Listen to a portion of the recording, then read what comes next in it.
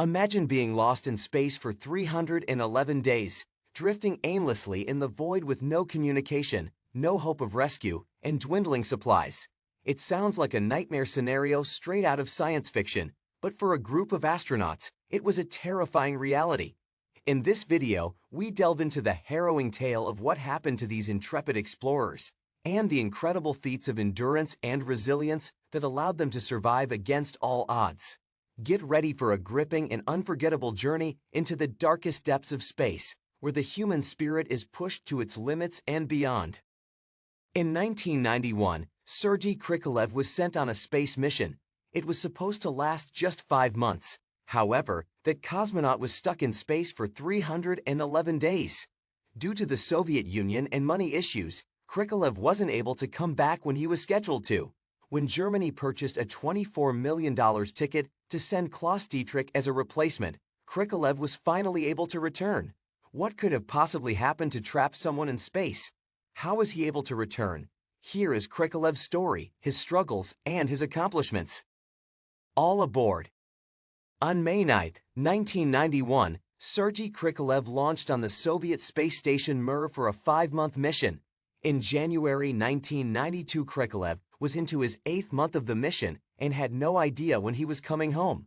Krikalev was a flight engineer. He arrived at the Mir station with the first British astronaut, Helen Sharman, and Anatoly Artsebarsky, who spent 5 months aboard Mir. Sharman was conducting experiments and spent 8 days on Mir. Takeoff. Krikalev and Artsebarsky were ultimately left alone on the space station after Sharman returned to Earth. The two of them used their time well. They conducted numerous scientific experiments and touched up the space station. On October 2, 1992, a relief crew bound for the Mir station took off, as planned to take over from Artsebarsky. Krikalev already agreed to extend his tour because Dr. Abakurov, the scheduled replacement, didn't go through the training for long stays in space. No return date. Artsebarsky, Abakurov, and Franz Wiebach, the first Austrian in space, all returned to Earth on October 10.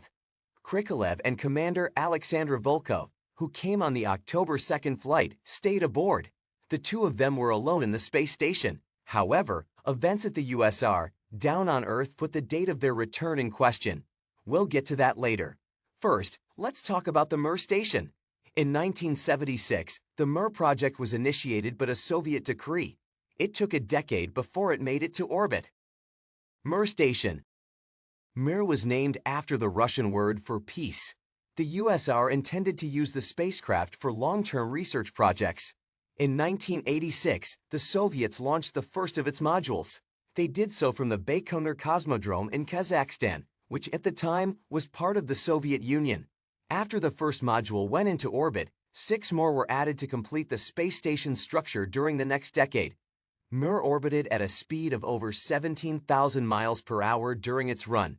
The altitude was between 220 and 232 miles away from Earth.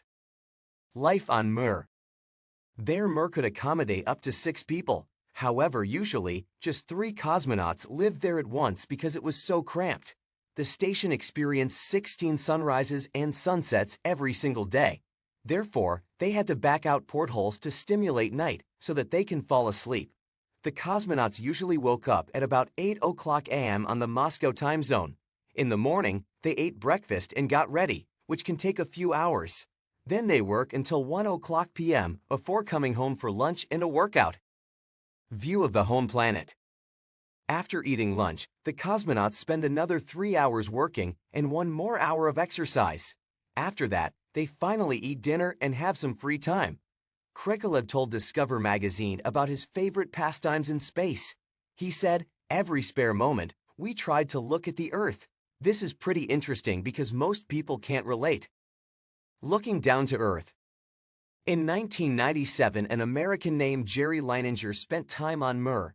He explained his experience of looking down on Earth. "Today, I saw huge dust storms in the Sahara of Africa."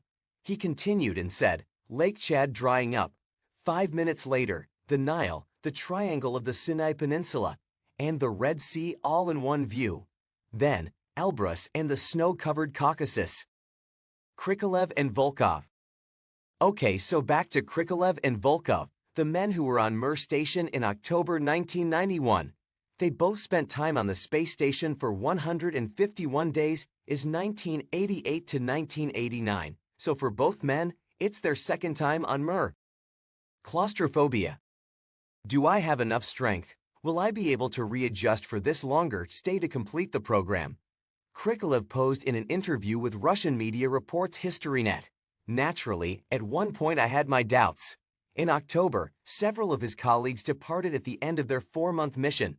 With nobody else having enough experience to remain on the station alone, and the Soviets unable to afford to send another cosmonaut, Krikalev stayed up there to keep Mir going, circling Earth for much longer than he'd anticipated. Small and claustrophobic, as well as high above Earth, it probably wasn't the best place to be with very little company. It was invariably described as a death trap that was held together by baling wire, duct tape, and healthy doses of WD-40, as well as Duralict and a lemon. In terms of things you'd rather be stranded in, a Duralict oiled-up lemon isn't exactly top of the list. All alone. Then, on December 25, 1991, the Soviet Union finally collapsed. With the collapse, there was even less money for a mission that would relieve Krikalev of his duties. If all else failed, there was the Soyuz capsule that could be used to escape, though this would mean sacrificing the space station. With nobody to operate and repair it, it would be the end of Mir. The strongest argument was economic because this allows them to save resources here. Krikalev said while still on Mir, "They say it's tough for me, not really good for my health, but now the country is in such difficulty, the chance to save money must be top priority." Deals were struck between America and Russia, gaining the funding needed to send more cosmonauts and astronauts into orbit.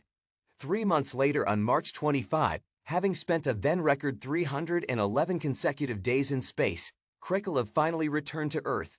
When he left, he had been a citizen of a state that now no longer existed, earning him the nickname the last Soviet citizen. In conclusion, staying in a place like space is very difficult. Only he knows how he did it and how he felt. If you found this video informative, make sure to hit the like button, share it with your friends and family, and subscribe to our channel for more exciting content like this.